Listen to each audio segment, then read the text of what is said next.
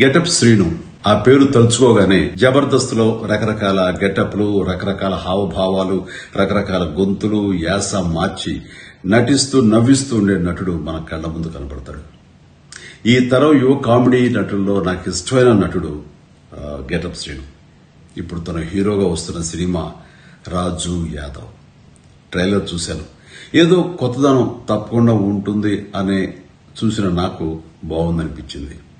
శ్రీను చూపించిన అభినయం మనల్ని నవ్విస్తుంది, కవ్విస్తుంది, వినోదపరుస్తుంది.